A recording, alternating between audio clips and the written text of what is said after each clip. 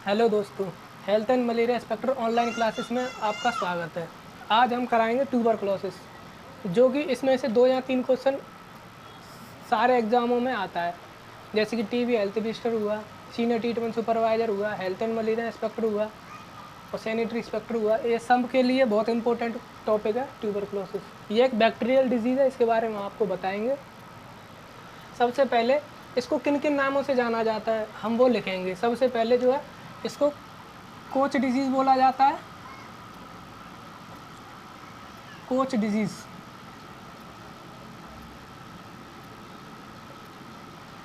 और दूसरा नाम है इसका गॉन्स डिजीज़।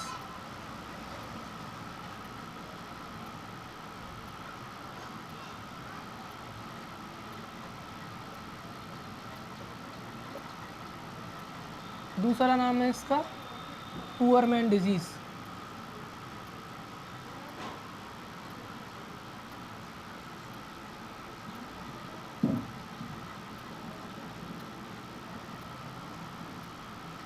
अगला नाम है इसका barometer of social disease.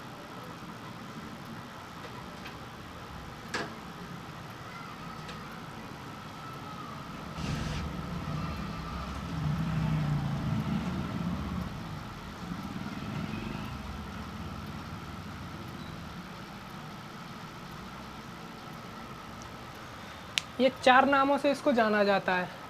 Tuberculosis को 4 नामों से जाना जाता है। जैसे फर्स्ट होगा कोच डिजीज़। कोच डिजीज़ हम लोग क्यों बोलते हैं? क्योंकि इसकी खोज जो रॉबर्ट कोच नाम के वैज्ञानिक ने करी थी, इसलिए इसको कोच डिजीज़ बोला जाता है। और गॉन्स डिसीज़ इसलिए बोला जाता है क्योंकि जो लंग्स में अपने में जो इन्फेक्शन होता है वो मधुमक्खी के छत्ते जैसा बना लेता है लंग्स में, तो इसीलिए गॉन्स डिसीज़ बोला जाता है। गोन टाइप का बना लेता है, जैसे मधुमक्खी का छत्ता होता है इस तरीके से, इस तरीके से गोन्स कॉलोनी बना लेता है ये लंग्स के अंदर। जब अपन लोग चेस्ट एक्सरे करते हैं तो उसमें इसी चीज़ को देखा जाता है कि गोन्स जो है गोन्स टाइप के बने हुए हैं कि नहीं, कॉलोनी जो है बनी है कि नहीं। अब आता है poor man disease. Poor man disease इसलिए बोला जाता है क्योंकि ये गरीबों में सबसे ज़्यादा होती है। गरीबों में इसलिए होती है क्योंकि प्रॉपर तरीके से न्यूट्रिएंट्स नहीं मिल पाते हैं। तो न्यूट्रिएंट्स नहीं मिल पाते तो इसका बैक्टीरिया जो है एक्टिव हो जाता है टीबी का, इसीलिए इसको गरीबों की बीमारी बोला जाता है। Barometer of social disease. Barometer of social disease का मतलब है छुआछूत की बीमारी। मतलब सब लोग छुआछूत की बीमारी समझते हैं इसको। टीबी वाले पेशेंट के सामने आने से डरते हैं क्योंकि उन्हें लगता है कि ये कम्युनिकेबल डिजीज़ तो है ही कि एक दूसरे में फैलेगी, लेकिन ऐसा कुछ नहीं है। प्रिकॉशन के साथ जो है उनका इलाज साथ में करवाना चाहिए। जो भी टीबी का पेशेंट है, ये देख लो एक बार।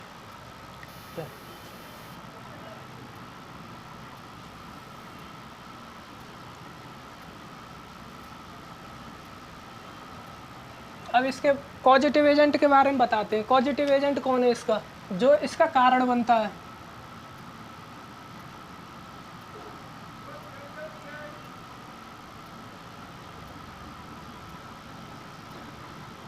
कॉजेटिव एजेंट है इसका Mycobacterium tuberculosis. Mycobacterium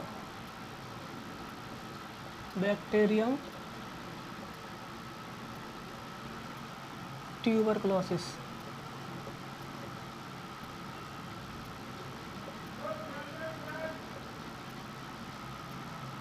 causative agent है माइकोबैक्टीरियम ट्यूबरकुलोसिस। इसके थ्रू जो है बीमारी फैलती है।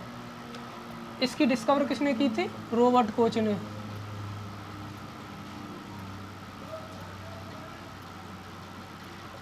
जो एक साइंटिस्ट थे, इन्होंने इनके बैक्टीरिया को पहचाना था। उसके बाद आते हैं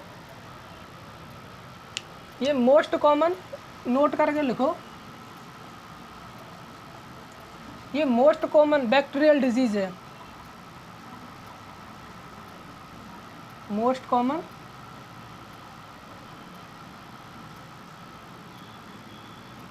बैक्टीरियल डिजीज़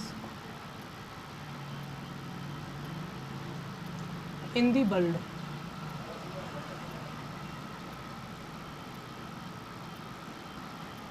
दुनिया में सबसे ज़्यादा बैक्टीरिया के कारण होने वाली बीमारी ट्यूबरक्लोसिस है।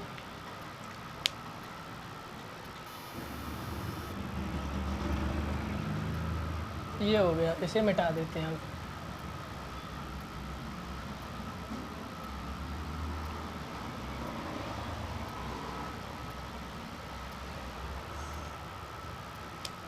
नोट करके लिखेंगे।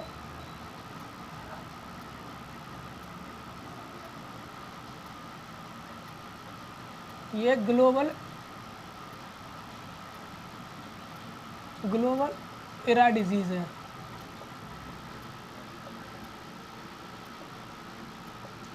इसका मतलब है कि ग्लोबल एरा का मतलब है, एरा का मतलब है कि इसने जो ट्यूबरक्लोसिस है, इसके बैक्टीरिया ने पूरी दुनिया पे अपना साम्राज्य बना लिया है।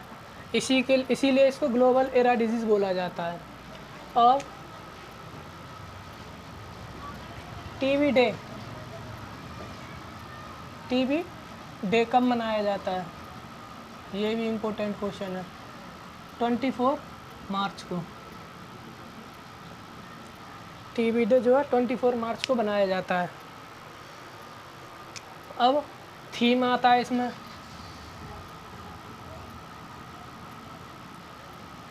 थीम सबसे पहले 2020 का करेंगे। 2020 का है it's time and TV.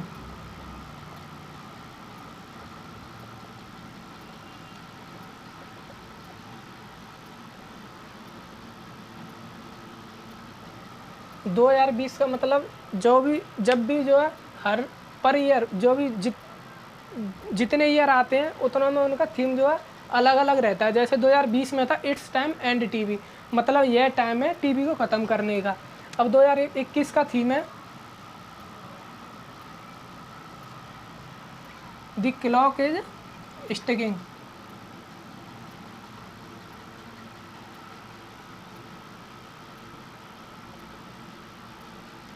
The clock is ticking. Clock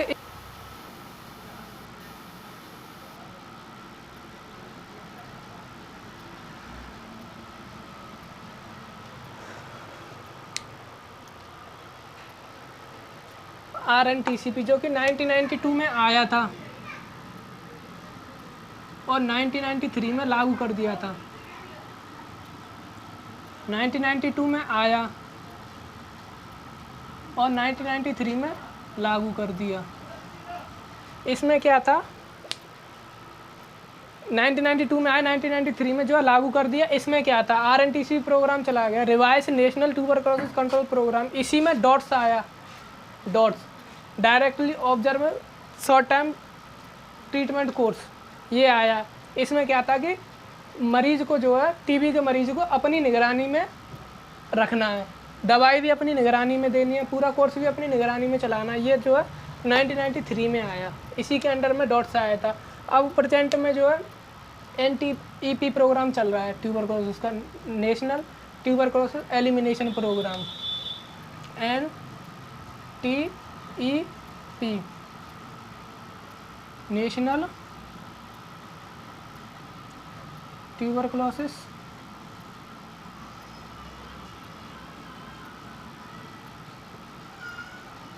elimination programme.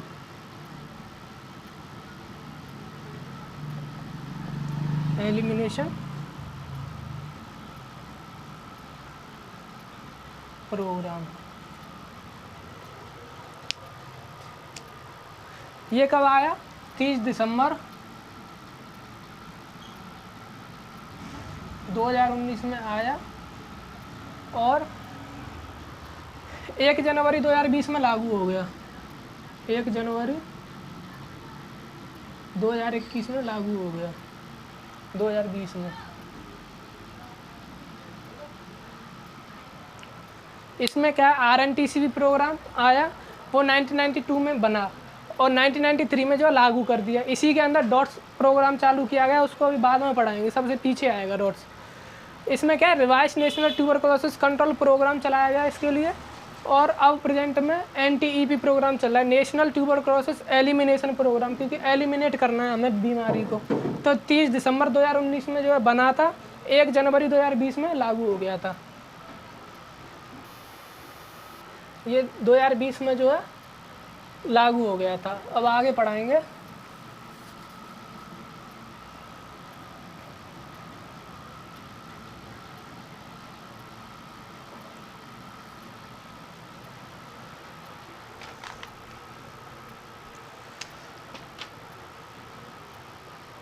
Note करके,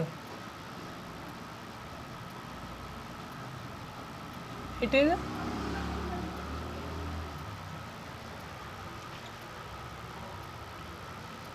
हम शॉर्ट में लिख देंगे माइकोबैक्टीरियम ट्यूबरकुलोसिस।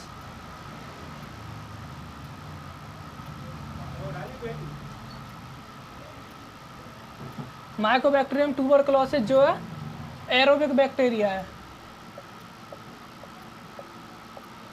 एरोबिक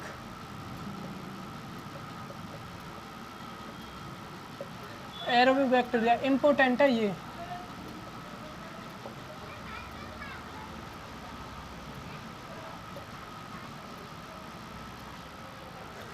नोट करके, नोट में क्या है, माइकोबैक्टीरियम ट्यूबरकुलोसिस जो बैसिलाई है वो एरोबिक बैक्टीरिया, ये केवल ऑक्सीजन की प्रेजेंट में ही जिंदा रह सकता है, अन्यथा नहीं।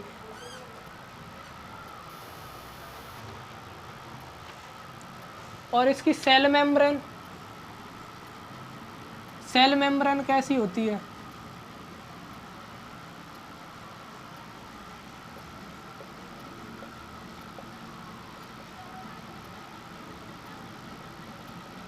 इसकी सेल मेम्ब्रेन जो है माइक्लोनिक एसिड की होती है।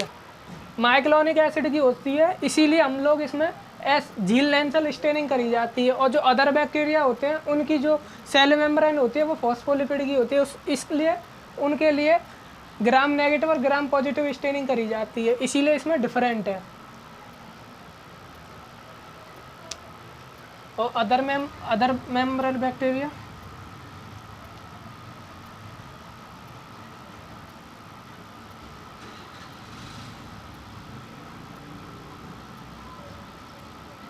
फॉस्फोलिपिड।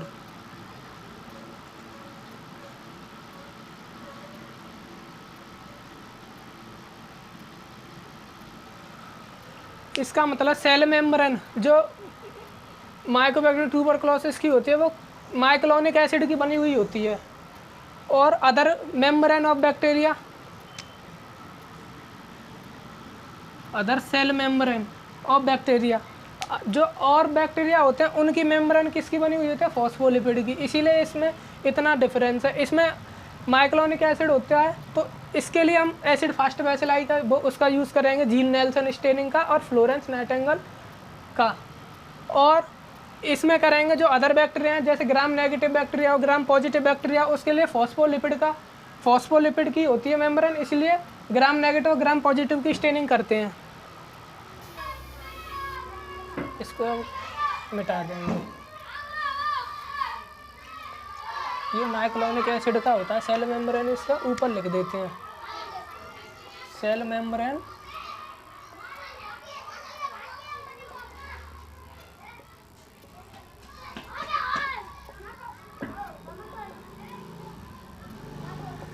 माइक्लोनिक एसिड का बना हुआ था, इसीलिए हम लोग इसको एसिड फास्ट बैसिलाई बोलते हैं। Acid fast bacilli. और एसिड फास्ट बैसिलाई की वजह से इसमें झील नेल्सन स्टेनिंग करी जाती है।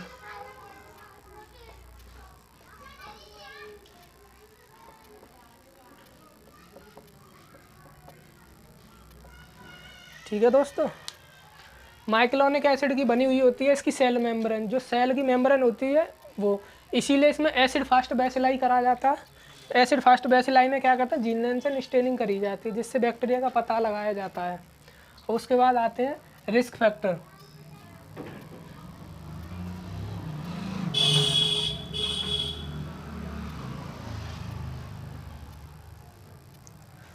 फर्स्ट रिस्क फैक्टर,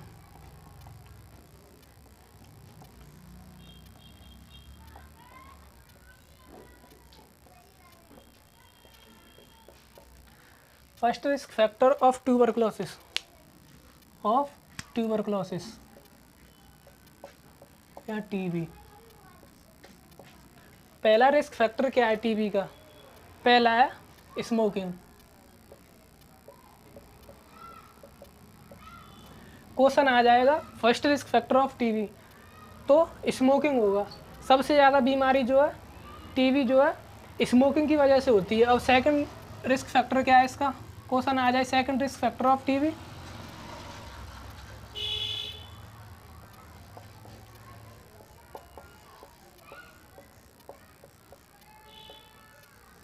वो है माल न्यूट्रिशन।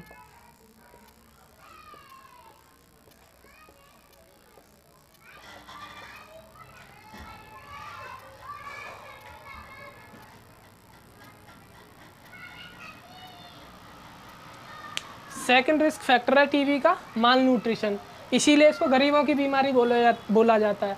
माल न्यूट्रिशन में क्या है, जैसे बच्चे को प्रॉपर तरीके से न्यूट्रिएंट्स नहीं मिल पाते हैं तो टीबी का बैक्टीरिया जो है एक्टिव हो जाता है, तो वहीं से टीबी बनना शुरू हो जाता है।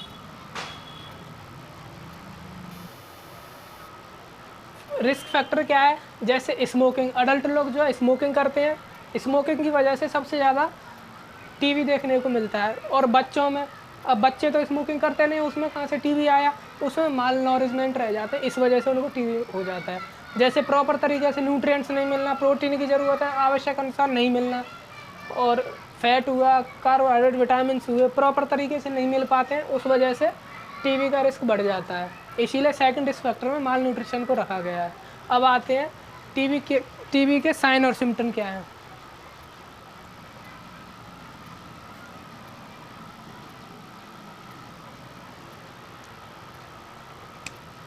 साइन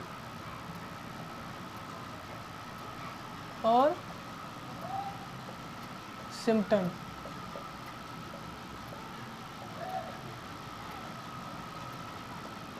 साइन और सिम्टम क्या है? फर्स्ट है प्रोड्यूसिंग कफिंग,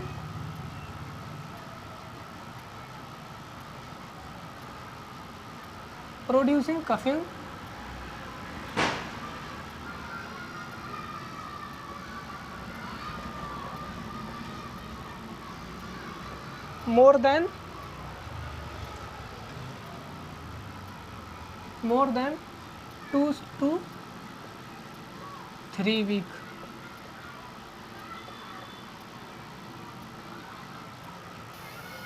दो से 3 वीक तक टीबी रहती है। साइन और सिम्टम इसके क्या है कि कफिंग जो है 2 से 3 वीक तक रहता है, और प्रोलैक्टिन कफ होता है इसमें।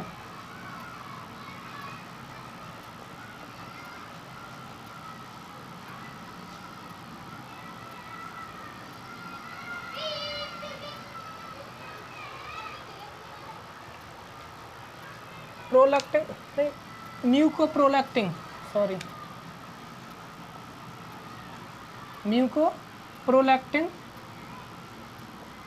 कफिंग होती है इसमें। म्यूकोप्रोलैक्टिन का मतलब है कफ जो है बाहर आता है खांसी के साथ।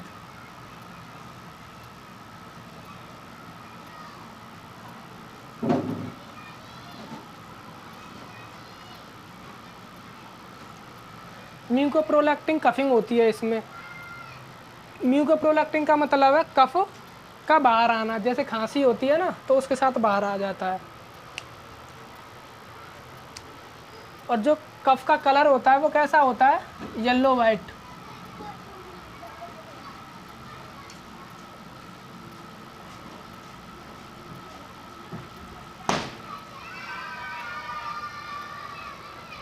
ये पहला साइन और सिम्टम क्या है?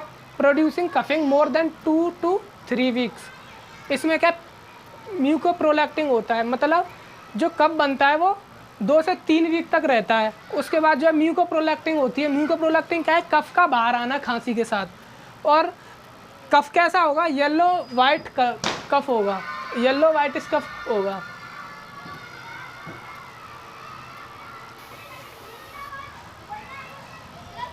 म्यूकोप्रोलैक्टिन कफ का बाहर आना खांसी के साथ, और येलो वाइट कफ होता है कलर, येलो वाइट कलर का जो है कफ होगा, येलो वाइट कलर का जो है कफ होगा। अब आते हैं वेट लॉस होगा अगले में।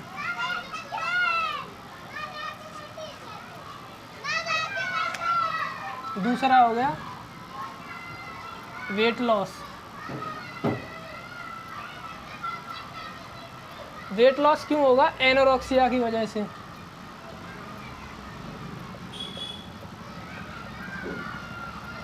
जब वेट लॉस होगा तो एनोरेक्सिया होगा। एनोरेक्सिया का मतलब है भूख नहीं लगना। वेट लॉस होगा, एनोरेक्सिया होगा।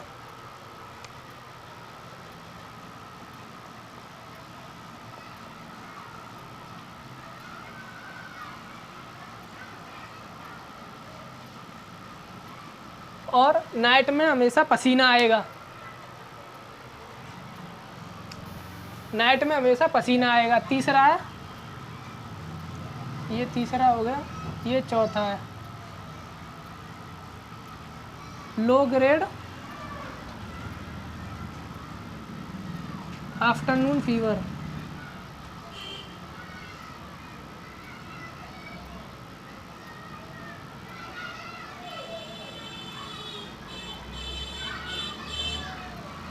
लो ग्रेड आफ्टरनून फीवर, जैसे ही दिन बढ़ता चला जाएगा वैसे बुखार बढ़ता चला जाएगा। जैसे ही डाउन होता चला जाएगा टेम्परेचर, उसी तरीक़ा से ये भी बुखार भी डाउन होता चला जाएगा। लो ग्रेड आफ्टरनून फीवर, ये उसी के ऊपर डिपेंड करता है।